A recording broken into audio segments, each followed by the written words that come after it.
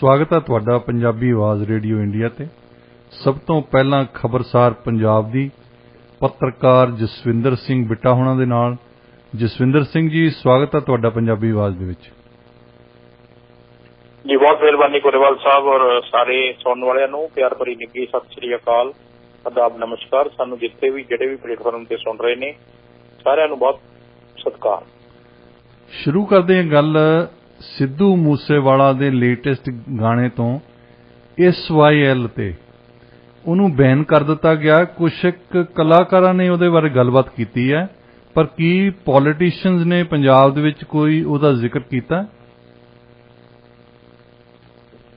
हाँ जी बिल्कुल, सिद्धू मूसेवाले दे ਜਿਹੜੇ गाने बारे SYL बारे ਅੱਜ ਜਦੋਂ बजट सैशन चल रहा है पंजाब विधान सभा ਦੇ ਵਿੱਚ जी ਉਦੋਂ ਇਹ ਗੱਲ ਉੱਠੀ ਹੈ।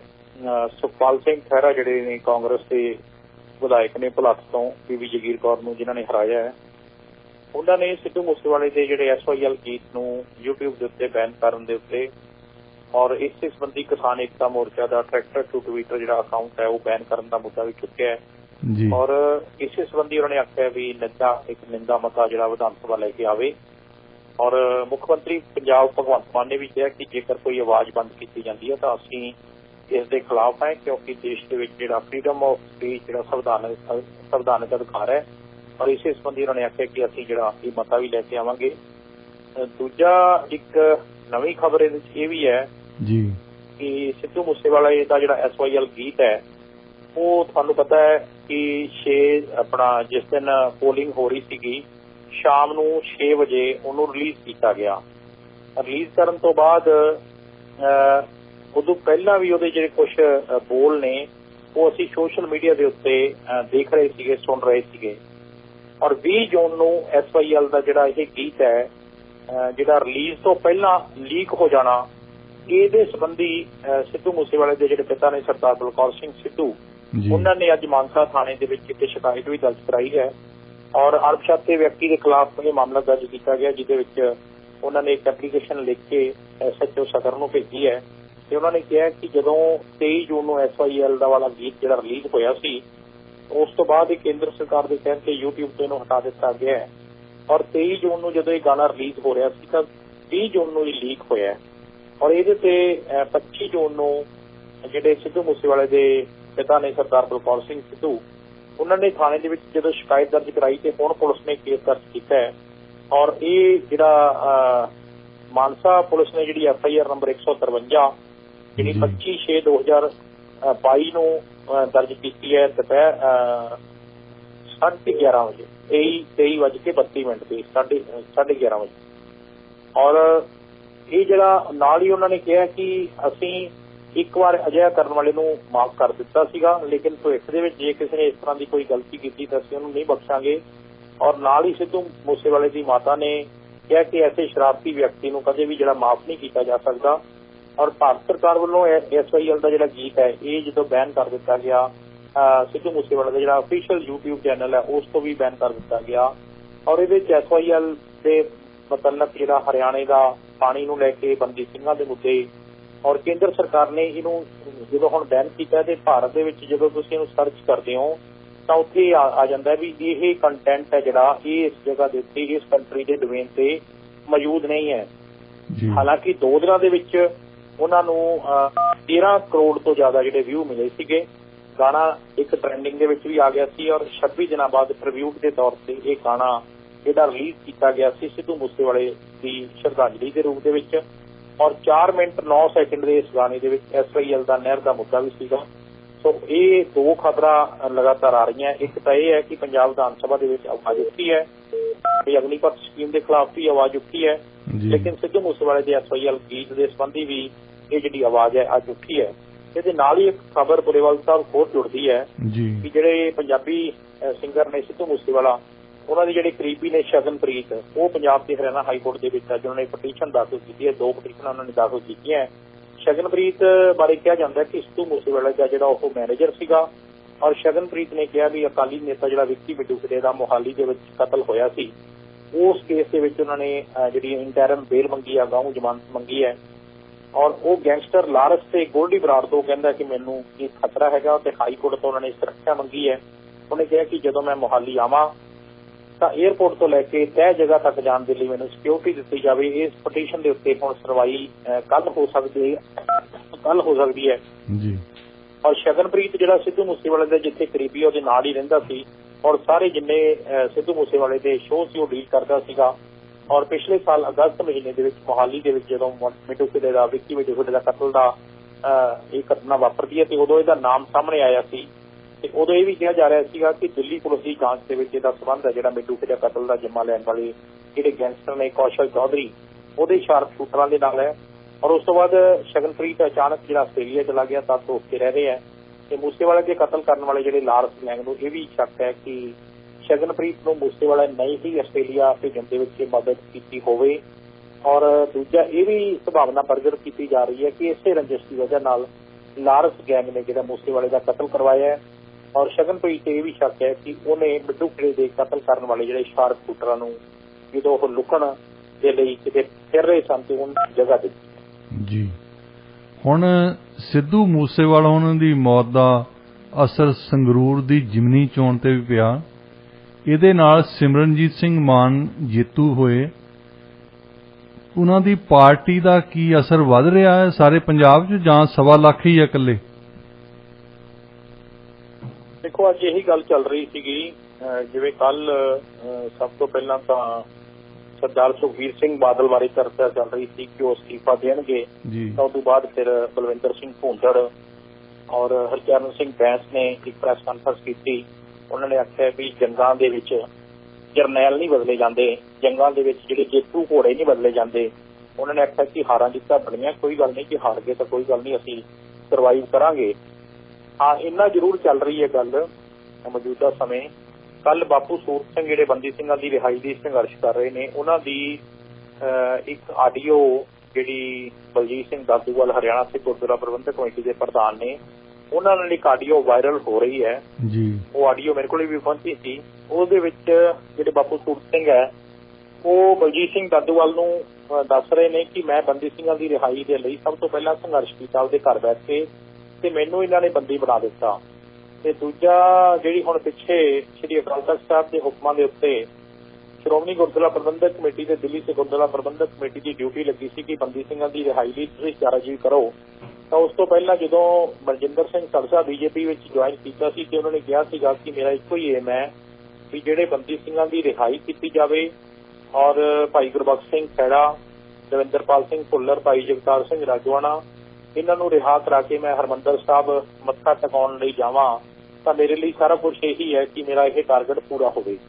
ਲੇਕਿਨ ਉਸ ਤੋਂ ਬਾਅਦ ਜਦੋਂ ਇਹ ਮਾਮਲਾ ਉਹਨਾਂ ਨੂੰ ਪਤਾ ਲੱਗਿਆ ਕਿ ਬੀਜੇਪੀ ਦੇ ਬੰਦਿਆਂ ਨੇ ਇਹ ਮਾਮਲਾ ਚੱਕ ਲਿਆ ਤਾਂ ਫਿਰ ਅਕਾਲੀ ਦਲ ਨੇ ਲੋਕਮਈ ਤਰੀਕੇ ਦੇ ਨਾਲ ਸ੍ਰੀ ਅਕਾਲ ਤਖ਼ਤ ਸਾਹਿਬ ਦੇ ਜਥੇਦਾਰ ਸਾਹਿਬ ਨੂੰ ਅੱਗੇ ਕੀਤਾ। ਉਹਨਾਂ ਨੇ ਕਮੇਟੀ ਬਣਾਈ, ਪਹਿਲਾਂ 9 ਮੈਂਬਰੀ ਕਮੇਟੀ ਬਣਾਈ ਤੇ ਫਿਰ ਅਵਤਾਰ ਸਿੰਘ ਹਿੱਤ ਨੂੰ ਤੇ ਦੂਜੇ ਪਾਸੇ ਭੁਪਿੰਦਰ ਸਿੰਘ ਮਨਹਾਸ ਨੂੰ ਇਹਦੇ ਵਿੱਚ ਸ਼ਾਮਲ ਕਰ ਲਿਆ ਗਿਆ। ਹੁਣ ਹੀ ਚਰਚਾ ਚੱਲ ਰਹੀ ਹੈ ਪੰਜਾਬ ਦੇ ਵਿੱਚ ਕਿ ਜੇ ਅਕਾਲੀ ਦਲ ਦੇ ਵਿੱਚੋਂ ਕੋਈ ਬਗਾਵਤ ਹੁੰਦੀ ਹੈ, ਜਿਵੇਂ ਜਗਮੀਤ ਸਿੰਘ ਬਰਾੜ ਆਪਣੀ ਆਦਤ ਦੇ ਅਨੁਸਾਰ ਉਹਦਾ ਸੁਭਾਅ ਵੀ ਹੈ ਕਿ ਉਹ ਹਰ ਜਦੋਂ ਵੀ ਜਿਹੜੀ ਪਾਰਟੀ ਜਦੋਂ ਜੁਆਇਨ ਕਰਦਾ ਜਾਂ ਬੋਲਦਾ ਹੈ ਜਾਂ ਨਵੀਂ ਪਾਰਟੀ ਬਣਾਉਂਦਾ ਹੈ ਤਾਂ ਉਹ ਥੋੜੇ ਸਮੇਂ ਦੇ ਵਿੱਚ ਟਿਕਦਾ ਤੇ ਬਾਅਦ ਦੇ ਵਿੱਚ ਉਹ ਕੁਛ ਨਾ ਕੁਛ ਐਸਾ ਬਿਆਨ ਦੇ ਦਿੰਦਾ ਹੈ। ਪਰਸੋਂ ਤਾਂ ਉਹਨੇ ਕਹਿ ਹੀ ਦਿੱਤਾ ਸੀ ਸਾਫ਼ ਤੌਰ ਦੇ ਉੱਤੇ ਵੀ 3 ਐਕਟਿੰਗ ਪ੍ਰਧਾਨ ਲਾ ਦਿੱਤੇ ਜਾਣ, ਰਵੀ ਕਰਨ ਸਿੰਘ ਕੱਲ੍ਹ ਨੂੰ, ਮਨਪ੍ਰੀਤ ਸਿੰਘ ਯਾਲੀ ਨੂੰ ਤੇ ਗੁਰਪ੍ਰਤਾਪ ਸਿੰਘ ਵਡਾਲਾ ਨੂੰ। ਤੇ ਬਾਅਦ ਦੇ ਵਿੱਚ ਇਹਨਾਂ ਨੇ ਸਫਾਈ ਵੀ ਦਿੱਤੀ ਅਕਾਲੀ ਦਲ ਨੇ ਤੇ ਉਸ ਗੱਲ ਦੀ ਕਿਸੇ ਨੇ ਪ੍ਰੋੜਤਾ ਨਹੀਂ ਕੀਤੀ। ਤੇ ਮੈਨੂੰ ਇੱਕ ਬੜੇ ਸੀਨੀਅਰ ਬੰਦੇ ਨੇ ਦੱਸਿਆ, ਮੈਂ ਕਿਹਾ ਜੀ ਇਹ ਕੀ ਜਗਮੀਤ ਸਿੰਘ ਬਰਾੜ ਦਾ ਬਿਆਨ? ਉਹ ਕਹਿੰਦੇ ਜੀ ਇਹਦਾ ਆਪਣੀ ਸੁਭਾਅ ਦੇ ਆਦਤ ਦੇ ਮੁਤਾਬਕ ਹੈ, ਨਾ ਸੁਖਬੀਰ ਬਾਦਲ ਤੋਂ ਅਸਤੀਫਾ ਕਿਸੇ ਨੇ ਮੰਗਿਆ ਤੇ ਨਾ ਸੁਖਬੀਰ ਬਾਦਲ ਨੇ ਅਸਤੀਫਾ ਦੇਣਾ ਤੇ ਨਾ ਹੀ ਅਸੀਂ ਪਾਰਟੀ ਨੇ ਲੈਣਾ ਜੀ। ਹੁਣ ਇਹ ਚਰਚਾ ਚੱਲ ਰਹੀ ਹੈ ਕਿ ਸਿਮਰਜੀਤ ਸਿੰਘ ਮਾਨ ਜਦੋਂ ਮੈਂਬਰ ਪਾਰਲੀਮੈਂਟ ਬਣ ਗਏ ਨੇ, ਭਾਵੇਂ ਉਹ ਕੋਵਿਡ ਪੋਜ਼ਿਟਿਵ ਹੋ ਗਏ ਨੇ 7 ਦਿਨਾਂ ਦੇ ਲਈ ਉਹਨਾਂ ਨੇ ਆਪਣੇ ਆਪ ਨੂੰ ਆਈਸੋਲੇਟ ਕਰ ਲਿਆ ਤੇ ਹੁਣ ਬਲਜੀਤ ਸਿੰਘ ਦਾਦੂਵਾਲ ਜਿਹੜੇ ਨੇ ਹਰਿਆਣਾ ਸਿੱਖ ਗੁਰਦੁਆਰਾ ਪ੍ਰਬੰਧਕ ਕਮੇਟੀ ਦੇ ਪ੍ਰਧਾਨ, ਉਹ ਇੱਕ ਵੱਡਾ ਇਸ ਤਰ੍ਹਾਂ ਦਾ ਇਕੱਠ ਵੀ ਕਰ ਰਹੇ ਨੇ। ਜਿਹੜੇ ਅਕਾਲੀ ਦਲ ਚੋਂ ਬਾਗੀ ਹੋ ਰਹੇ ਨੇ ਬੰਦੇ ਉਹਨਾਂ ਨੂੰ ਵੀ ਉਹ ਨਾਲ ਜੋੜਨਗੇ ਤੇ ਕੋਸ਼ਿਸ਼ ਇਹ ਵੀ ਹੋਏਗੀ ਕਿ ਹਰਿਆਣਾ ਸਿੱਖ ਗੁਰਦੁਆਰਾ ਪ੍ਰਬੰਧਕ ਕਮੇਟੀ ਦੀਆਂ ਚੋਣਾਂ ਤਾਂ ਹਾਲੇ ਨਹੀਂ ਹੋਣੀਆਂ, ਲੇਕਿਨ ਸ਼੍ਰੋਮਣੀ ਗੁਰਦੁਆਰਾ ਪ੍ਰਬੰਧਕ ਕਮੇਟੀ ਦੀਆਂ ਚੋਣਾਂ ਦੀ ਜਿਹੜੀ ਪੈਰਵਾਈ ਅੱਜ ਤੋਂ ਸ਼ੁਰੂ ਹੋ ਜਾਂਦੀ ਹੈ ਤਾਂ ਸਾਲ ਦੇ ਵਿੱਚ ਇਲੈਕਸ਼ਨ ਹੋਣਗੇ ਤੇ 2024 ਤੋਂ ਪਹਿਲਾਂ ਇੱਕ ਟੈਸਟ ਹੈ ਜਿਹੜਾ ਉਹ ਅਕਾਲੀ ਦਲ ਲਈ ਆਏਗਾ। ਹੁਣ ਇਹ ਗੱਲ ਉੱਠਣ ਲੱਗ ਪਈ ਵੀ ਅਕਾਲੀ ਦਲ ਜਿਹੜਾ ਉਹਨੂੰ ਸਰਵਾਈਵ ਕੀਤਾ ਜਾਵੇ। ਉਹਦੇ 'ਚ ਹੁਣ ਆਪਣੇ ਸਰਦਾਰ ਸੁਖਦੇਵ ਸਿੰਘ ਢੀਂਡਸਾ ਵੀ ਤਿਆਰ ਨੇ ਤੇ ਅਕਾਲੀਆਂ ਦੇ ਕਈ ਬੰਦੇ ਜਿਵੇਂ ਸਿਕੰਦਰ ਸਿੰਘ ਮਲੂਕਾ ਹੈ, ਜਗਮੀਤ ਸਿੰਘ ਬਰਾੜ ਹੈ, ਇਹਨਾਂ ਬਾਰੇ ਵੀ ਚਰਚਾ ਚੱਲ ਰਹੀ ਹੈ। ਅਕਾਲੀ ਦਲ ਨੂੰ ਇਹ ਵੀ ਖਦਸ਼ਾ ਹੈਗਾ ਵੀ ਇਹ ਬੰਦੇ ਬਗਾਵਤ ਕਰ ਸਕਦੇ ਨੇ। ਹੁਣ ਇਹਨਾਂ ਨੂੰ ਟਿਕਾਉਣ ਦੇ ਲਈ ਵੀ ਤਰੀਕੇ ਵਰਤੇ ਜਾ ਰਹੇ ਨੇ। ਦੂਜਾ ਇਹ ਵੀ ਹੈਗਾ ਕਿ ਇੱਕ ਆਹ ਜਿਹੜਾ ਜਾਂ ਇੱਕ ਪੈਰਲਲ ਜਿਵੇਂ ਦਿੱਲੀ ਵਾਲੇ ਕੀ ਕਰਦੇ ਆ, ਦਿੱਲੀ ਬੀਜੇਪੀ ਵਾਲੇ ਦੇਖਦੇ ਨੇ ਬੰਦੇ ਨੂੰ। ਪਹਿਲਾਂ ਉਹਨਾਂ ਨੇ ਮਨਜੀਤ ਸਿੰਘ ਜੀਕੇ ਨੂੰ ਦੇਖਿਆ ਵੀ ਇਹਦੇ 'ਚ ਕੋਈ ਸਿਰਾਂ 'ਚ ਤੇਲ ਹੈਗਾ। ਫਿਰ ਉਹਨਾਂ ਨੇ ਦੇਖਿਆ ਪਰਮਜੀਤ ਸਿੰਘ ਸਰਨਾ ਨੂੰ, ਇਹਨਾਂ ਦੇ ਵਿੱਚੋਂ ਕੋਈ ਰਿਜ਼ਲਟ ਨਹੀਂ ਨਿਕਲਿਆ ਤੇ ਫਿਰ ਉਹਨਾਂ ਨੇ ਮਨਜਿੰਦਰ ਸਿੰਘ ਸਰਸਾ ਨੂੰ ਅਪਰੋਚ ਕੀਤੀ ਤੇ ਮਨਜਿੰਦਰ ਸਿੰਘ ਸਰਸਾ ਦਾ ਜਿਹੜਾ ਰਿਜ਼ਲਟ ਨਿਕਲਿਆ ਤੁਸੀਂ ਦੇਖ ਹੀ ਰਹੇ ਹੋ ਵੀ ਕਾਂਗਰਸ ਜਿਹੜੀ ਉਹ ਬਚੀ ਪੁੱਜੀ ਰਹਿ ਗਈ। ਬਹੁਤ ਸਾਰੇ ਕਾਂਗਰਸੀ ਆਗੂ ਮਨਜਿੰਦਰ ਸਿੰਘ ਸਰਸਾ ਦੇ ਰਾਹੀਂ ਜਿਹੜੇ ਉਹਨਾਂ ਨੇ ਬੀਜੇਪੀ ਜੁਆਇਨ ਕੀਤੀ। ਤੇ ਹੁਣ ਇਹ ਕੋਸ਼ਿਸ਼ ਹੈਗੀ ਹੈ ਬੀਜੇਪੀ ਦੀ ਵੀ ਕਿ ਜੇ 2024 ਤੋਂ ਪਹਿਲਾਂ ਜੇ ਸਿਮਰਜੀਤ ਸਿੰਘ ਮਾਨ ਚੋਣ ਹੁਣ ਜਿੱਤ ਗਏ ਨੇ, ਪਹਿਲਾਂ ਉਹਨਾਂ ਦਾ ਇਰਾਦਾ ਸੀਗਾ ਵੀ 13 ਸੀਟਾਂ ਦੇ ਵਿੱਚੋਂ 7 ਸੀਟਾਂ ਜਿਹੜੀਆਂ ਹੈਗੀਆਂ ਉਹ ਅਕਾਲੀ ਦਲ ਤੋਂ ਅਸੀਂ ਲੈ ਲਈਏ ਤੇ 6 ਸੀਟਾਂ ਇਹਨਾਂ ਨੂੰ ਛੱਡ ਦਈਏ। ਤੇ ਬੀਜੇਪੀ ਨੂੰ ਇਹ ਸੀਗਾ ਵੀ ਸਾਡੀਆਂ ਦਰੀਆਂ ਵਿਛਾਉਣ ਵਾਸਤੇ ਕੋਈ ਬੰਦੇ ਜੇ ਸਾਨੂੰ ਮਿਲ ਸਕਣ ਤਾਂ ਅਕਾਲੀ ਦਲ ਤੋਂ ਬਦਲ ਨਹੀਂ ਮਿਲ ਸਕਦਾ। ਲੇਕਿਨ ਹੁਣ ਬੀਜੇਪੀ ਨੂੰ ਇੱਕ ਬਦਲ ਮਿਲ ਗਿਆ।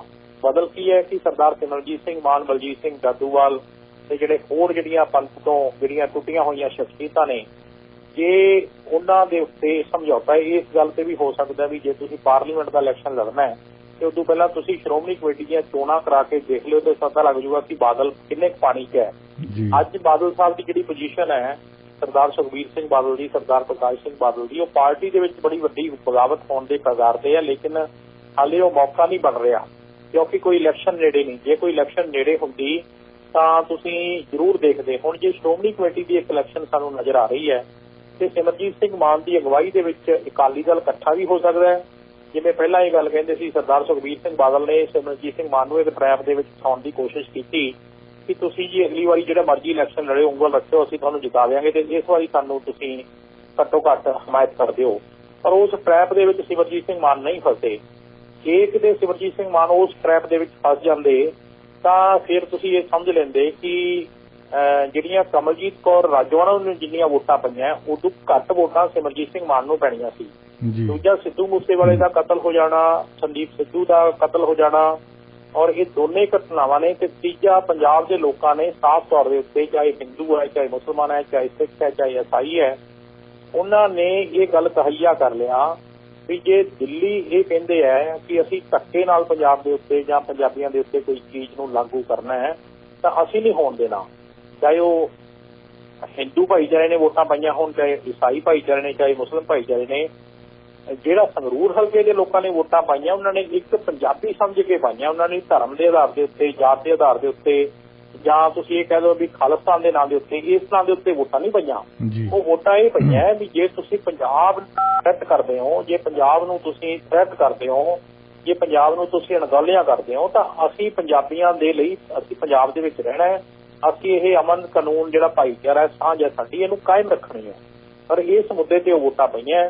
ਜੇ ਸਰਦਾਰ ਸਿਮਰਜੀਤ ਸਿੰਘ ਮਾਨ ਇਸ ਭੁਲੇਖੇ ਦੇ ਵਿੱਚ ਨੇ ਵੀ ਸਾਡਾ ਖਾਲਿਸਤਾਨ ਦਾ ਮੁੱਦਾ ਸਾਡੇ ਲੋਕਾਂ ਨੇ ਐਡਮਿਟ ਕੀਤਾ ਤਾਂ ਉਹ ਇਹ ਬਹੁਤ ਗਲਤਫਹਿਮੀ ਦੇ ਵਿੱਚ ਨੇ। ਹਾਂ, ਇੰਨਾ ਜ਼ਰੂਰ ਹੈ ਕਿ ਸਰਦਾਰ ਸਿਮਰਜੀਤ ਸਿੰਘ ਮਾਨ ਨੇ ਜਿਹੜੀ ਗੱਲ ਕਹੀ ਹੈ ਕਿ ਮੈਂ ਸਾਰਿਆਂ ਦੇ ਲਈ ਮੈਂ ਕੰਮ ਕਰੂੰਗਾ, ਉਹ ਇੱਕ ਚੰਗਾ ਸ਼ਗਨ ਹੈ, ਚੰਗਾ ਸੰਕੇਤ ਹੈਗਾ।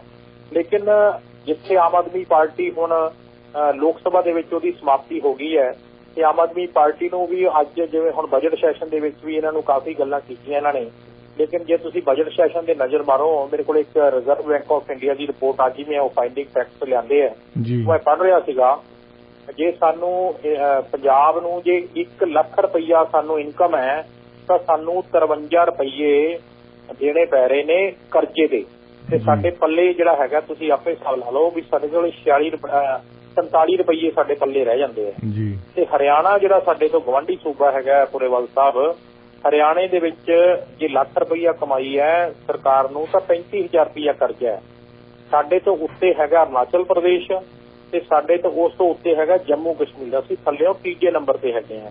ਤੇ ਜੇ ਅਸੀਂ ਕੇਂਦਰ ਸਰਕਾਰ ਦੀ ਗੱਲ ਕਰੀਏ ਵੀ ਅਸੀਂ ਕਹਿੰਦੇ ਆ ਵੀ ਕੇਂਦਰ ਸਾਡੇ ਵੱਲ ਸਵਾਲੀ ਨਜ਼ਰ ਨਹੀਂ ਕਰਦੀ, ਤਾਂ ਕੇਂਦਰ ਦੀਆਂ ਜਿਹੜੀਆਂ ਸਕੀਮਾਂ ਨੇ ਸਾਡੇ ਕੋਲ 29,000 ਕਰੋੜ ਰੁਪਈਆ ਸਾਡੇ ਕੋਲੇ ਕੇਂਦਰ ਸਰਕਾਰ ਦਾ ਆਉਂਦਾ ਹੈ ਤੇ ਹਰਿਆਣੇ ਦੇ ਕੋਲ ਕਿੰਨਾ ਆਉਂਦਾ? ਸਿਰਫ 7000 ਕਰੋੜ ਰੁਪਈਆ।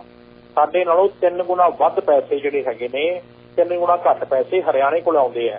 ਹਰਿਆਣੇ ਦਾ ਜਿਹੜਾ ਕਰਜ਼ਾ 35 ਰੁਪਏ ਹੈ, ਸਾਡਾ ਕਰਜ਼ਾ ਹੈਗਾ 53 ਰੁਪਏ। ਸੋ ਪੰਜਾਬ ਦੀ ਹਾਲਤ ਹੈ ਜਿਹੜੀ ਉਹ ਆਰਥਿਕ ਮੰਦਹਾਲੀ ਵੱਲ, ਆਰਥਿਕ ਐਮਰਜੈਂਸੀ ਵੱਲ ਵੱਧ ਰਹੀ ਹੈ। ਮੈਂ ਅੱਜ ਇੱਕ ਰਿਪੋਰਟ ਦੇਖੀ ਹੈ, ਜਿਹੜਾ ਪੁਰਾਣਾ ਕਰਜ਼ਾ ਜਿਹੜੀ ਛੱਡ ਕੇ ਗਈ ਹੈ ਸਰਕਾਰ, ਕਾਂਗਰਸ ਸਰਕਾਰ, 27,000 ਕਰੋੜ ਰੁਪਏ ਦਾ ਕੱਲਾ ਕਰਜ਼ਾ ਉਹ ਹੈਗਾ ਫ੍ਰੀ ਬਿਜਲੀ ਦੀ ਸਬਸਿਡੀ ਔਰ ਦੂਸਰੀ ਆਪਣੀਆਂ ਆਟਾ ਦਾਲ ਸਕੀਮ ਤੇ ਸਕਾਲਰਸ਼ਿਪ ਦਾ 27,000 ਕਰੋੜ ਰੁਪਈਆ।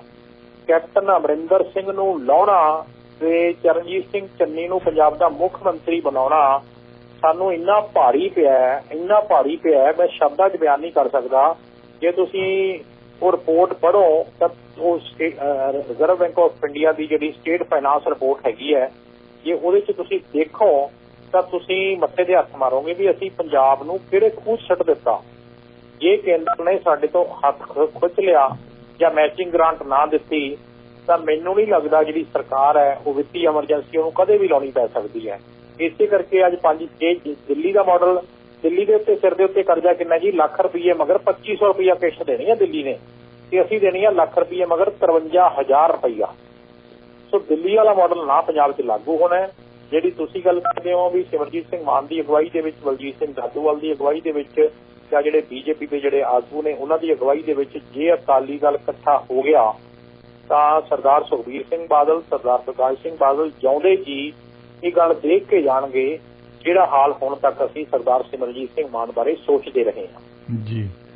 ਹੁਣ ਕਹਿੰਦੇ ਕਿ ਆਮ ਆਦਮੀ ਪਾਰਟੀ ਦੀਆਂ ਸਫਾਂ ਦੇ ਵਿੱਚ ਵੀ ਕੁਝ ਬਾਗੀ ਸੁਰਾਂ ਨੇ, ਕਿ ਉਹਨਾਂ ਨੂੰ ਦੱਬਣ ਲਈ ਇਹ ਕੈਬਨਿਟ ਵਧਾਉਣ ਦੀ ਕੋਸ਼ਿਸ਼ ਕਰ ਰਿਹਾ ਕਿ ਨਹੀਂ? ਦੇਖੋ, ਮੈਂ ਤਾਂ ਤੁਹਾਨੂੰ 10 ਦਿਨ ਪਹਿਲਾਂ ਕਿਹਾ ਸੀਗਾ, ਇੱਕ ਅਫਸਰ ਨੇ ਮੈਨੂੰ ਇੱਕ ਗੱਲ ਦੱਸੀ, ਉਹ ਤਾਂ ਹੁਣ ਸੁਖਬੀਰ ਬਾਦਲ ਨੇ ਜੇ ਸਾਡਾ ਪ੍ਰੋਗਰਾਮ ਸੁਣ ਲਵੇ ਤਾਂ ਉਹਦੇ ਲਈ ਬੜੀ ਆਰਾਮਬਾਨ ਵਾਲੀ ਗੱਲ ਹੋਏਗੀ। ਘੱਟੋ ਘੱਟ 15 ਤੋਂ 20 ਸਰਕਾਰ ਦੇ ਜਿਹੜੇ ਆਗੂ ਨੇ, ਜਿਹੜੇ ਭੁੱਖ ਪਈ ਹੋਈ ਹੈ, ਜਿਹੜੇ ਅਫਸਰਾਂ ਨੂੰ ਜਾ ਕੇ ਕਹਿੰਦੇ ਨੇ ਵੀ ਅਸੀਂ ਤਾਂ 3-3, 4-4 ਕਰੋੜ ਰੁਪਈਆ ਲਾ ਲਿਆ ਪੁਰੇਵਾਲ ਸਾਹਿਬ, ਸਾਡੇ ਤੋਂ ਤਾਂ ਪੈਸੇ ਨਹੀਂ ਮੁੜਦੇ, ਲੋਕ ਸਾਡੇ ਤੋਂ ਪੈਸੇ ਮੰਗਦੇ ਆ ਜਿਨ੍ਹਾਂ ਤੋਂ ਉਧਾਰੇ ਲਏ ਸੀ, ਜਿਨ੍ਹਾਂ ਤੋਂ ਵਿਆਜ ਤੇ ਫੜੇ ਸੀ, ਕਿਸ਼ਤਾਂ ਨਹੀਂ ਮੋੜੀਆਂ ਜਾਂਦੀਆਂ, ਸਾਨੂੰ ਕੋਈ ਰਾਹ ਦੱਸੋ, ਕੋਈ ਰੇਤੇ ਦੀ ਖੱਡ ਦੱਸੋ, ਕੋਈ ਸ਼ਰਾਬ ਦੀ ਖੱਡ ਦੱਸੋ, ਕੋਈ ਪੈਸੇ ਸਾਨੂੰ ਬਣਾਉਣ ਵਾਲੀ ਮਸ਼ੀਨ ਦੱਸੋ। ਤੇ ਅਫਸਰ ਹਜੇ ਕਿਸੇ ਤੇ ਯਕੀਨ ਨਹੀਂ ਕਰ ਰਹੇ ਤੇ ਅਫਸਰ ਕਹਿੰਦੇ ਆ ਵੀ ਪਹਿਲਾਂ ਵੱਡੇ ਘਰੋਂ ਘਵਾ ਦਿਓ। ਜੇ ਕਿਤੇ ਉਹਨਾਂ ਦਾ ਸਟਿੰਗ ਆਪਰੇਸ਼ਨ ਹੋ ਗਿਆ, ਜਿਵੇਂ ਸਤਿੰਦਰ ਜੈਨ ਨੂੰ, ਇਹ ਹੁਣ ਸਤਿੰਦਰ ਜੈਨ ਦਿੱਲੀ ਦੇ ਵਿੱਚ ਹੈ, ਈਡੀ ਨੇ ਉਹਨਾਂ ਦੀ ਜ਼ਮਾਨਤ ਨਹੀਂ ਹੋਣ ਦਿੱਤੀ, ਅੱਜ ਵੀ ਨਹੀਂ ਜ਼ਮਾਨਤ ਉਹਨਾਂ ਦੀ ਹੋਈ। ਹੁਣ ਸਤਿੰਦਰ ਜੈਨ ਨੂੰ ਤਾਂ ਇਹ ਕਹਿੰਦੇ ਵੀ ਇਹ ਆਜ਼ਾਦੀ ਘੁਲਾਟੀ ਹੈ, ਸੁਤੰਤਰਤਾ ਸੰਗਰਾਮੀ ਹੈ, ਬੜਾ ਇਮਾਨਦਾਰ ਹੈ। ਤੇ ਜਿਹੜਾ ਸਿੰਗਲਾ ਹੈਗਾ, ਵਿਜੇ ਸਿੰਗਲਾ, ਉਹਦੀ ਤਾਂ ਇਕੱਲੀ ਆਡੀਓ ਸੀ, ਉਹਦੇ ਕੋਲ ਪੈਸੇ ਤਾਂ ਫੜੇ ਨਹੀਂ ਗਏ, ਉਹਨੂੰ ਇਹ ਕਹਿੰਦੇ ਬੇਈਮਾਨ ਹੈ, ਉਹਨੂੰ ਇਹਨਾਂ ਨੇ ਟੰਗਤਾ। ਡਬਲ ਸਟੈਂਡਰਡ ਇਹਨਾਂ ਦਾ ਹੋ ਗਿਆ ਇਮਾਨਦਾਰੀ ਦੇ ਤੌਰ ਦੇ ਉੱਤੇ। ਸੁੱਚਾ ਸਿੰਘ ਛੋਟੇਪੁਰ ਅੱਜ ਤੱਕ ਕਹਿੰਦਾ ਰਿਹਾ ਵੀ ਮੈਨੂੰ ਭੜੂਓ, ਮੈਨੂੰ ਇਹ ਤਾਂ ਦੱਸ ਦਿਓ ਵੀ 2.5 ਲੱਖ ਰੁਪਇਆ ਜਿਹੜਾ ਮੈਂ ਲਿਆ ਉਹਦੀ ਰਸੀਦ ਕਿੱਥੇ, ਉਹਦੀ ਆਡੀਓ ਕਿੱਥੇ, ਉਹਦੀ ਵੀਡੀਓ ਕਿੱਥੇ ਹੈ ਜੀ। ਮੈਂ ਤੁਹਾਨੂੰ 10 ਲੱਖ ਰੁਪਇਆ ਦਿੱਤਾ ਇਕੱਠਾ ਕਰਕੇ, ਮੈਂ ਤੁਹਾਨੂੰ ਸਬੂਤ ਦਿੰਦਾ, ਤੁਸੀਂ ਮੇਰੇ 2.5 ਲੱਖ ਤੇ ਮੇਰਾ ਇਲਜ਼ਾਮ ਲਾ ਕੇ ਮੇਰਾ ਸਿਆਸੀ ਕੈਰੀਅਰ ਮੇਰਾ ਬਿਲਕੁਲ ਖਤਮ ਕਰਤਾ, ਤਬਾਹ ਕਰਤਾ ਮੇਰਾ। ਸੋ ਬਗਾਵਤੀ ਸੁਰਾਂ। ਦੂਜੀ ਗੱਲ ਜਿਹੜੀ ਤੁਸੀਂ ਕਹਿੰਦੇ ਹੋ ਵੀ ਮੰਤਰੀ ਮੰਡਲ ਦੇ ਵਿੱਚ ਮੰਤਰੀ ਤਾਂ ਬਣਾਉਣਗੇ ਨਾ ਜੀ ਜੇ ਖਰਚੇ ਕੱਢਣਗੇ ਤਾਂ। ਹੁਣ ਲੱਖ ਰੁਪਏ ਮਗਰ 53,000 ਰੁਪਇਆ ਤਾਂ ਅਸੀਂ ਮੋੜਨੀ ਹੈ ਕਿਸ਼ਤ, ਤੇ 47,000 ਚ ਅਸੀਂ ਕੰਮ ਚਲਾਉਣਾ ਹੈ। ਤੇ ਮੰਤਰੀਆਂ ਨੂੰ ਗੱਡੀਆਂ ਵੀ ਮੰਤਰੀਆਂ ਨੇ ਤੋਰਨੀਆਂ, ਮੰਤਰੀਆਂ ਨੇ ਹੋਰ ਵੀ ਖਰਚੇ ਪੈਣੇ ਆ, ਫਾਲਤੂ ਖਰਚੇ ਵੀ ਪੈਣੇ ਆ। ਸਟੇਟ ਇੰਟੈਲੀਜੈਂਸ ਇਹਨਾਂ ਨੇ ਹੁਣ ਐਕਸਾਈਜ਼ ਇੰਟੈਲੀਜੈਂਸ ਬਣਾਈ ਹੈ। ਹੁਣ ਅਗਲਾ ਜਿਹੜਾ ਵਾਰ ਹੈ ਉਹ ਵਪਾਰੀਆਂ ਤੇ ਹੋਣਾ ਹੈ, ਤੇ ਵਪਾਰੀ ਵਰਗ ਦੀ ਜਿਹੜੀ ਵੋਟ ਹੈ ਨਾ ਉਹ ਸਭ ਤੋਂ ਜ਼ਿਆਦਾ ਪ੍ਰਭਾਵਿਤ ਕਰਦੀ ਹੈ। ਜੇ ਦੁਕਾਨਦਾਰ, ਵਪਾਰ ਵਾਲਾ ਬੰਦਾ ਇਹ ਕਵੇ ਵੀ ਸਰਕਾਰ ਦੇ ਹਾਲਾਤ ਚੰਗੇ ਨਹੀਂ ਤੇ ਅਸੀਂ ਇੱਥੇ ਹੀ ਰਹਿਣਾ, ਤਾਂ ਫਿਰ 2024 ਦੇ ਵਿੱਚ ਤੁਸੀਂ ਹਾਲ ਦੇਖ ਲਿਓ। ਇੱਕ ਵਾਰੀ ਸਰਕਾਰ ਲੋਕਾਂ ਨੇ ਯਕੀਨ ਕਰਕੇ ਬਣਾਈ ਹੈ, ਲੋਕਾਂ ਨੇ ਬਹੁਤ ਵਾਅਦੇ ਕਰਕੇ ਇਸ ਤੇ ਯਕੀਨ ਕੀਤਾ ਵੀ ਅਸੀਂ ਇਹਨਾਂ ਨੂੰ ਇੱਕ ਚਾਂਸ ਦੇ ਦਈਏ। ਲੇਕਿਨ ਜਿਹੜਾ ਸਾਡੇ ਸਿਰ ਕਰਜ਼ਾ ਹੈਗਾ 9,000 ਕਰੋੜ 10,000 ਕਰੋੜ ਰੁਪਇਆ ਕਰਜ਼ਾ ਤਾਂ 3 ਮਹੀਨਿਆਂ 'ਚ ਲੈ ਲਿਆ। ਹੁਣ ਉਹ ਕਿਹੜੀ ਖੱਡ ਵੇਚਣਗੇ, ਕਿਹੜੀ ਇਹ ਪ੍ਰਾਪਰਟੀ ਵੇਚਣਗੇ, ਕਿਹੜਾ ਸੋਨਾ ਗਹਿਣੇ ਰੱਖਣਗੇ, ਕਿਹੜੀਆਂ ਸਰਕਾਰੀ ਜਿਹੜੀਆਂ ਇਮਾਰਤਾਂ ਇਹ ਬੈਂਕਾਂ ਨੂੰ ਰੱਖਣਗੇ, ਜਿਹੜੀਆਂ ਪਹਿਲਾਂ ਹੀ ਆਲਰੇਡੀ ਤੁਸੀਂ ਜਿਹੜੀ ਮਰਜ਼ੀ ਸੜਕ ਤੇ ਚਲੇ ਜਾਓ। ਜੇ ਤੁਸੀਂ ਮੁਕਤਸਰ ਤੋਂ ਦਿੱਲੀ ਜਾਣਾ ਜਾਂ ਮੁਕਤਸਰ ਤੋਂ ਚੰਡੀਗੜ੍ਹ ਜਾਣਾ ਹੈ ਤਾਂ 700 ਰੁਪਇਆ 400 ਤੋਂ ਲੈ ਕੇ 700 ਰੁਪਏ ਤੱਕ ਟੋਲ ਤੁਹਾਨੂੰ ਦੇਣਾ ਪੈਣਾ ਹੈ। ਅਸੀਂ ਤਾਂ ਸਾਰਾ ਕੁਝ ਤਾਂ ਅਸੀਂ ਗਹਿਣੇ ਧਰਤਾ ਤੇ ਕਮਾਈ ਸਾਡੇ ਕਿੱਥੋਂ ਹੋਣੀ ਹੈ। ਸੋ ਪੰਜਾਬ ਦੇ ਹਾਲਾਤ ਬਹੁਤ ਮਾੜੇ ਨੇ। ਸਰਕਾਰ ਬਣ ਗਈ ਹੈ, ਸਰਕਾਰ ਲੋਕਾਂ ਨੇ ਬੜੀਆਂ ਰੀਝ ਨਾਲ ਵੋਟਾਂ ਪਾਈਆਂ 92, ਪਰ ਜਿਹੜੀ ਕਰਪਸ਼ਨ ਹੈ ਅਫਸਰਾਂ ਦੀ ਥੱਲੜੇ ਲੈਵਲ ਦੇ ਉੱਤੇ, ਆ ਤੁਸੀਂ ਦੇਖੋ ਰੈਵਨਿਊ ਦੀ ਗੱਲ ਕਰਦਾ ਮੈਂ ਜੀ। ਹਰਿਆਣਾ ਸਰਕਾਰ ਦਾ ਟਾਰਗੇਟ ਸੀਗਾ ਜੀ 4000 ਕਰੋੜ ਰੁਪਈਆ ਉਹਨਾਂ ਨੇ ਰਜਿਸਟਰੀਆਂ ਦੇ ਰੈਵਨਿਊ ਦੇ ਵਿੱਚੋਂ ਉਹਨਾਂ ਨੇ ਇਕੱਤਰ ਕਰਨਾ ਸੀ, ਤੇ ਉਹਨਾਂ ਨੇ ਇਕੱਤਰ ਕੀਤਾ 5500 ਕਰੋੜ ਰੁਪਈਆ, ਤੇ ਪੰਜਾਬ ਦਾ ਟੀਚਾ ਸੀਗਾ ਜੀ 800 ਕਰੋੜ ਰੁਪਈਆ ਇਕੱਠਾ ਕਰਨਾ। ਇਹਨਾਂ ਨੇ ਕੀਤਾ 600 ਕਰੋੜ ਰੁਪਈਆ। ਜਿਹੜੇ ਤਹਿਸੀਲਦਾਰ ਨੇ, ਜਿਹੜੇ ਪਟਵਾਰੀ ਨੇ, ਜਿਹੜੇ ਕਾਨੂੰਗੋ ਨੇ, ਜਿਹੜੇ ਡਿਸਟ੍ਰਿਕਟ ਰੈਵਨਿਊ ਅਫਸਰ ਨੇ, DRO ਨੇ, ਉਹਨਾਂ ਦੀ ਜੇਬ ਦੇ ਵਿੱਚੋਂ 800 ਕਰੋੜ ਰੁਪਈਆ ਕਢਾਉਣਾ ਸੀਗਾ, ਸਰਕਾਰੀ ਖਜ਼ਾਨੇ ਜਾਣਾ ਸੀ, ਤੇ ਅਸੀਂ ਕਢਾਇਆ 600 ਕਰੋੜ ਰੁਪਈਆ। ਤੇ ਦੂਜੇ ਪਾਸੇ ਹਰਿਆਣੇ ਦੇ ਵਿੱਚੋਂ ਤੁਸੀਂ ਦੇਖ ਲਓ ਵੀ 5500 ਕਰੋੜ ਰੁਪਈਆ ਉਹਨਾਂ ਦਾ ਰੈਵਨਿਊ ਆਇਆ ਕੱਲਾ ਸਟੈਂਪ ਡਿਊਟੀ ਦਾ। ਚੱਲ ਤੁਸੀਂ ਕਹਿ ਦਿਓ ਵੀ ਦਿੱਲੀ ਨੇੜੇ ਹੈ ਜੀ, ਤੇ ਸਾਡੇ ਇੱਧਰ ਜੀਰਕਪੁਰ ਨਹੀਂ ਨੇੜੇ, ਸਾਡੇ ਤੇ ਮੁਹਾਲੀ ਨਹੀਂ ਨੇੜੇ, ਸਾਡੇ ਤੇ ਖਰੜ ਨਹੀਂ ਨੇੜੇ, ਜਿੱਥੇ ਵੱਡੀਆਂ ਕਲੋਨੀਆਂ ਬਣੀਆਂ, ਜਿਹੜੀਆਂ ਕਲੋਨੀਆਂ ਨਜਾਇਜ਼ ਬਣੀਆਂ ਗਈਆਂ ਉਹਦੇ 'ਚ ਅਫਸਰਾਂ ਨੇ ਰੰਗ ਭਰੇ, ਪੂਰਾ ਆਪਦੀਆਂ ਚਮਦੀਆਂ ਚਲਾਈਆਂ। ਹੁਣ ਤੁਸੀਂ ਦੇਖੋ ਵੀ ਸੰਜੇ ਪੋਪਲੀ ਵਰਗਾ ਬੰਦਾ ਜਿਹੜਾ PCS ਲੱਗਿਆ ਸੀ, ਜਿਹੜਾ IAS ਬਣਿਆ, ਉਹਦੇ ਘਰੋਂ 12 ਕਿਲੋ ਸੋਨਾ ਤੇ 3 ਕਿਲੋ ਚਾਂਦੀ ਤੇ 4 ਮੋਬਾਈਲ ਫੋਨ ਤੇ ਇੱਕ ਫਲੈਟ ਦੇ ਕਾਗਜ਼ 5 ਕਰੋੜ ਰੁਪਏ ਦੇ ਜਿਹੜੇ ਫੜੇ ਗਏ। ਇਹ ਤਾਂ ਫੜੇ ਗਏ ਆ ਨਾ ਜੀ, ਜਿਹੜੇ ਹਾਲੇ ਤੱਕ ਦਿਸਦੇ ਨਹੀਂ ਸਾਨੂੰ, ਉਹ ਕਿੰਨੇ ਹੋਣਗੇ। ਸੋ ਰੈਵਨਿਊ ਡਿਪਾਰਟਮੈਂਟ ਦੇ ਵਿੱਚ ਜਿਹੜੀ ਲੁੱਟ ਤਹਿਸੀਲਦਾਰਾਂ ਨੇ, ਪਟਵਾਰੀਆਂ ਨੇ, ਕਾਨੂੰਗੋਜ਼ ਨੇ, DROs ਨੇ, ਮੈਨੂੰ ਯਾਦ ਹੈ ਜਦੋਂ ਕਿਤੇ ਕੋਈ ਮੰਤਰੀ ਜਾਂ ਕੋਈ ਇਹਦਾ ਸੰਤਰੀ ਜਾਂ ਕੋਈ ਥੱਲੜਾ ਲੈਵਲ ਦੇ ਆ ਜਾਏ ਤੇ ਕਿਸੇ ਦਾ ਰੋਟੀ ਪਾਣੀ ਕਰਨਾ ਪੈ ਜੇ ਨਾ, ਤੇ ਉਹ ਕਹਿੰਦੇ ਕੌਣ ਪ੍ਰਬੰਧ ਕਰੂਗਾ ਜੀ। ਉਹ ਕਹਿੰਦੇ ਤਹਿਸੀਲਦਾਰ। ਉਹ ਕਹਿੰਦੇ ਤਹਿਸੀਲਦਾਰ ਤਾਂ ਛੁੱਟੀ ਤੇ ਹੈ। ਉਹ ਕਹਿੰਦੇ ਜੀ ਕਾਨੂੰਗੋ ਨੂੰ ਕਹਿ ਦਿਓ। ਉਹ ਕਹਿੰਦਾ ਕਾਨੂੰਗੋ ਤਾਂ ਤਰੀਕ ਭੁਗਤਣ ਗਿਆ ਜੀ ਫਿਰੋਜ਼ਪੁਰ। ਉਹ ਕਹਿੰਦੇ ਪਟਵਾਰੀ ਨੂੰ ਕਹਿ ਦਿਓ। ਕਹਿੰਦਾ ਜੀ ਪਟਵਾਰੀ ਦੇ ਤਾਂ ਬੱਚੇ ਦਾ ਵਿਆਹ ਹੈ ਜੀ, ਉਹਦਾ ਨਹੀਂ ਐਂ ਕਰੋ, ਪਟਵਾਰੀ ਦਾ ਜਿਹੜਾ ਪੈਂਦਾ ਉਹਨੂੰ ਖੜਾ ਕਰ ਦਿਓ ਉੱਥੇ। ਕਿਉਂ? ਕਿਉਂਕਿ ਉਹ ਬਿੱਲ ਉਹਨੇ ਦੇਣਾ। ਸੋ ਰਜਿਸਟਰੀਆਂ ਦੇ ਵਿੱਚ ਜਿਹੜਾ ਰੈਵਨਿਊ 800 ਕਰੋੜ ਰੁਪਈਆ ਸਾਡਾ ਪੰਜਾਬ ਨੂੰ ਆਉਣਾ ਸੀ, 600 ਕਰੋੜ ਆਇਆ। ਸਾਡਾ ਗੁਆਂਢੀ ਸੂਬਾ ਹਰਿਆਣਾ ਛੋਟਾ ਸੂਬਾ ਸਾਡੇ ਤੋਂ, ਤੁਸੀਂ ਦੇਖੋ ਉੱਥੇ 5500 ਕਰੋੜ ਰੁਪਈਆ ਆਇਆ। ਉਹਨਾਂ ਦਾ ਕਰਜ਼ਾ ਜਿਹੜਾ 35 ਰੁਪਈਏ ਹੈ ਤੇ ਸਾਡਾ ਕਰਜ਼ਾ 53 ਰੁਪਈਏ ਹੈ। ਸੋ ਹਾਲਾਤ ਬਹੁਤੇ ਚੰਗੇ ਨਹੀਂ। ਹਾਂ, ਜਿੰਨੀਆਂ ਮਰਜ਼ੀ ਮੰਤਰੀ ਮੰਡਲ ਵਧਾ ਲੈਣ, ਕੈਬਨਿਟ ਵਧਾ ਲੈਣ, ਚੇਅਰਮੈਨ ਲਾ ਦੇਣ, ਖਰਚੇ ਸਿਰਫ ਪੈਣੇ ਹੈ, ਜੋ ਖਰਚੇ ਪੂਰੇ ਨਹੀਂ ਹੋਣੇ। ਮਨਪ੍ਰੀਤ ਬਾਦਲ ਸੱਚਾ ਰੋਂਦਾ ਸੀ ਜੀ, ਪਰ ਉਹਦੀ ਕਿਸੇ ਨੇ ਗੱਲ ਨਹੀਂ ਸੁਣੀ। ਆਦੇਸ਼ ਪ੍ਰਤਾਪ ਸਿੰਘ ਕੈਰੋਂ ਸੱਚਾ ਰੋਂਦਾ ਸੀ, ਉਹਦੀ ਗੱਲ ਨਹੀਂ ਸੁਣੀ। ਜਦੋਂ ਬਾਦਲ ਸਾਹਿਬ ਦੀ ਸਰਕਾਰ ਜਾਂਦੀ ਹੈ 30,000 ਕਰੋੜ ਰੁਪਈਆ ਇਹਨਾਂ ਨੇ ਫੂਡ ਦਾ ਜਿਹੜਾ ਹੈਗਾ ਸੀਗਾ ਉਹਦੇ ਚੋਂ ਕੱਢ ਲਿਆ ਸੀ ਉਸ ਖਾਤੇ ਚੋਂ, ਉਹ ਅੱਜ ਤੱਕ ਨਹੀਂ ਪੂਰਾ ਹੋਇਆ। ਉਹ 30,000 ਕਰੋੜ ਰੁਪਈਆ ਤਾਂ ਉਵੇਂ ਹੀ ਖੜਾ ਹੈ ਕੇਂਦਰ ਦਾ। ਤੇ ਜਿਹੜਾ ਆਪਣੇ ਚੰਨੀ ਸਾਹਿਬ ਬੱਕਰੀ ਚੋਗੇ ਇਹ 50,000 ਕਰੋੜ ਦਾ ਕਰਜ਼ਾ ਉਹ ਕਰ ਗਏ 80,000 ਉਹ ਹੋ ਗਿਆ, ਤੇ 9,000 ਹੁਣ ਕਰਤਾ 99,000। 243 ਲੱਖ ਕਰੋੜ ਕਰਜ਼ਾ ਪਹਿਲਾਂ ਦਾ ਹੈਗਾ।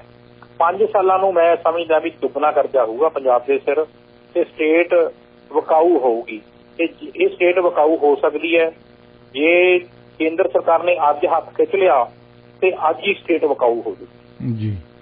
ਹੁਣ SGPC ਵੱਲ ਆਉਣੇ ਆ। ਇਲੈਕਸ਼ਨ ਤਾਂ ਅਜੇ ਦੂਰ ਹੈ।